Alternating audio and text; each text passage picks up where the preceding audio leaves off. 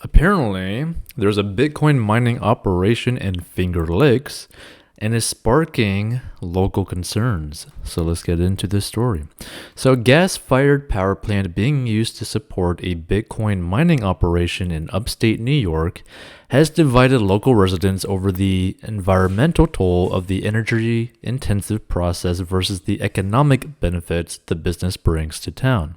So locals who have protested the operations of the plant, which is on the shores of Seneca Lake, have expressed concern that it's polluting the air and heating the lake, the largest of the Finger Lakes, NBC News reported. So the lake is so warm you feel like you're in a hot tub. Abby Buddington, a resident of Dresden, New York, whose home is near the plant, told NBC. Buddington, who also serves as a secretary on the committee to preserve the Finger Lakes, helped organize a protest at a nearby Department of Environmental Conservation office in Avon, New York, last month against the plant. Which, by the way, that looks absolutely crazy right there. So the protest was also organized by Seneca Lake Guardian, a nonprofit conservation advocacy. So these crypto operations are looking for anywhere that has relatively cheap power in a relatively cool climate. Yvonne Taylor, vice president of the group, told NBC, and it's a horrible business model for all the New York State, the United States, and for the planet. So Bitcoin mining is the energy-intensive process that both produces new Bitcoins while processing transactions made with the existing supply. It's become a major point of criticism for the crypto, which even some of the biggest supporters like Tesla CEO Elon Musk calling out its environmental impact. Now, that being said, this is also one of the reasons why cryptocurrencies like Ethereum and also ADA or Cardano are becoming more in the conversation when it comes to viable cryptocurrencies. Now, there's a lot of people that are thinking that, Bitcoin might be something that might be worth more so in like long-term value, almost like owning either like a piece of property or a stock that should eventually go up kind of thing, right? That's the way that people end up viewing Bitcoin even now, is that it's more so like a store of value. That being said, Ethereum and Cardano, the way that they're basically moving towards, and eventually probably will 100% be, is go more so with like a proof of stake kind of situation or a hybrid, but more so a 100% proof of stake. And if you don't know what that is, that's basically where you end up having, let's say that you own some cryptocurrency, or let's say that we'll just use Ethereum for an example, right? Let's say that you own like 5 Ethereum, right? Well, a proof of stake will basically allow you to use that 5 Ethereum to produce and basically make more Ethereum, right? So 5 Ethereum can eventually make a little bit more Ethereum that basically validates all these different transactions and all that kind of stuff. So basically, that allows you to pretty much almost make like a dividend, right? Like that's the way to really look at it. It's basically like a stock paying a dividend, but you're basically having that stock work on its own to produce the dividend. That's kind of the way to look at it, or at least to kind of like understand it in a very simple sense. It's just basically you're investing into like a stock that is producing a dividend, and it produces that dividend based off the work that the stock is actually doing. So just simply owning the stock will allow you to pretty much use it as like a proof of stake to continuously work on itself. It's almost like a compounding thing. Now, the thing that some people may not like about the whole proof of stake thing is that, let's say that you have, 5 Ethereum that you're doing proof of stake with, but let's say your friend in a different country owns like 100 Ethereum and they're using their 100 Ethereum for the proof of stake. Well, they're going to obviously control more of the network, or like make more money in a sense, or like have more control over Ethereum as a whole, right? Basically owning more shares of a stock of a company, right? So you might only own like 1% of a company, but they'll own 5% of the company, so they'll have more control over what that company ends up actually doing. So people have different like views about it. Personally, I think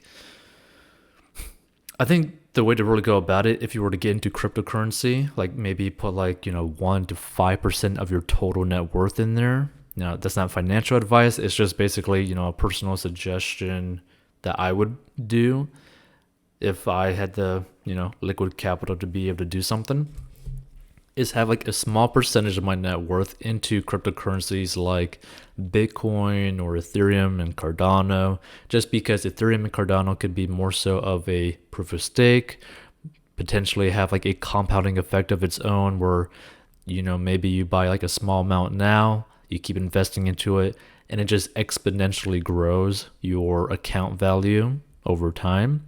Or you could have a little bit of it. I would have like a mix between that and like Bitcoin. And Bitcoin is just more so like, hey, they keep trying to say that, Bitcoin's eventually going to get to like $1 million per coin.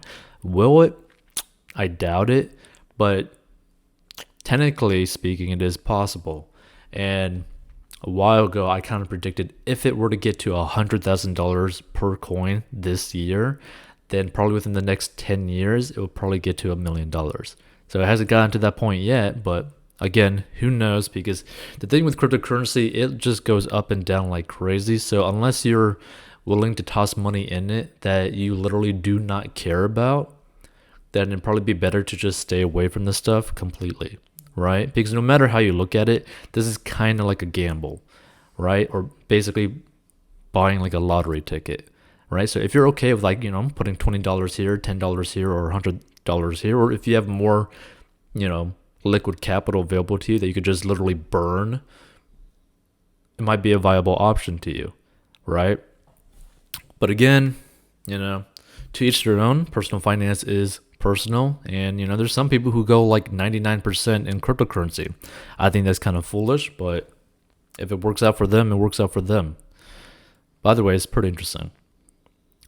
So again, the facility on the shores of Seneca Lake is owned by a private equity firm, Atlas Holdings, and operated by Green Edge Generation. NBC reported Atlas bought the coal-fired plant in 2014, and 3 years after it had closed, the report said, and converted it to natural gas, the report said. The almost 80-year-old plant resumed operations in 2017 and generated energy for the grid only at times of high demand, according to report. But in 2019, Green Edge began to use the plant to power its Bitcoin mining efforts as the price of Bitcoin soared since then, and the potential profit from mining the cryptocurrency surged too, and Green Edge increased the plant's output. So during the 12 months ending February 28, 2021, the company said it mined 1,186 Bitcoins at a cost of approximately $2,869 each. So Bitcoin is extremely volatile, currently trades at around $33,600 per coin. But the soaring demand for energy to power Bitcoin mining operations has locals and environmentalists worried. Green Edge, for its part, says that the state environmental authorities have determined that the plan does not have a significant impact on the environment, according to NBC. Now, the company said last month that its operations would soon be carbon neutral, NBC reported, and is buying carbon credits that offset the plan's emissions. After the local protest last month, the company announced publication of a study by an economic consulting firm that touted its jobs creation in the area and called its facility carbon neutral. The plant employs 31, the NBC said, and the company said last month that it plans to add at least 10 more full-time employees over the next year. But Judith Ennick, a former Environmental Protection Agency regional administrator and a senior fellow and visiting faculty member at Bennington College in Vermont, told NBC that Green Edge carbon credits is probably not a particularly effective way to reach greenhouse gas reduction goals. And New York had established a goal in law of reducing greenhouse gas emissions by 40% by 2030. And told NBC the state will not reach that goal if the Green Edge Bitcoin mining operation continues. Documents obtained through an open records request by Earthjustice, a non-profit environmental advocate, showed that the plant's emissions have skyrocketed since Green Edge started using it to fuel Bitcoin mining operations, NBC reported. And at the end of 2020, the plant's carbon dioxide equivalent emissions totaled 243,103 tons, up from 28,000 tons in January, the report said. The plant generated carbon emissions of just 119,304 tons in 2018 and 39,406 tons in 2019. according to the federal documents obtained by Earthjustice. Critics fear that more previously shuttered plants could also be reopened to support Bitcoin mining efforts. Greenidge announced last week that it will open a new Bitcoin mining operation in Spartanburg, South Carolina at a retired printing plant owned by Atlas. And to be sure, Greenidge's plant on Seneca Lake has its local supporters too. The Dresden Fire Department accepted a $25,000 donation from the company, according to NBC, and the school district took a $20,000 gift. So Gwen Chamberlain, a former local newspaper editor, is on a community advisory board working with Greenidge. The tax base is growing, and that's helping the school, the county, and the town tremendously, Chamberlain told NBC News. Their employment has always been good, solid jobs for local workers.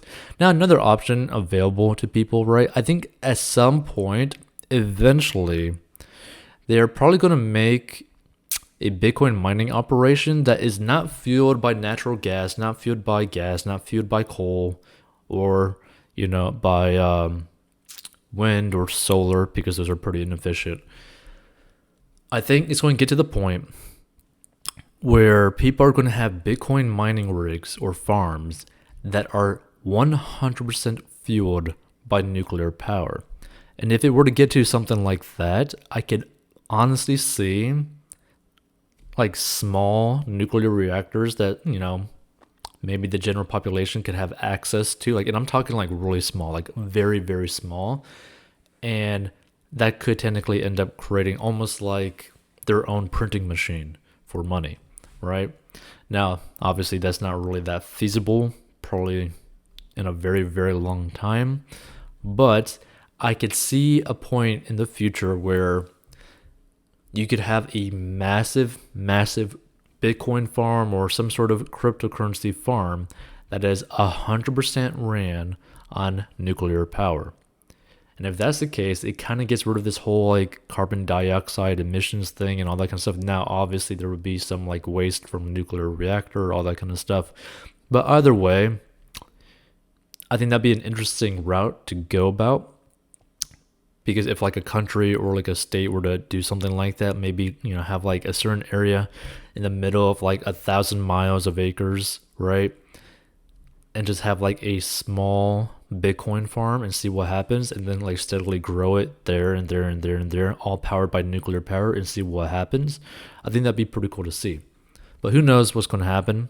That might be a bad idea or might be a good idea. Feel free to leave your thoughts. Share this with someone who has an interest in Bitcoin or Bitcoin mining, because personally, I think that Bitcoin mining is going to keep on growing, and I think there's going to be a lot more factories or companies that are not really producing many products that will end up going down the route of like mining for Bitcoin or something similar.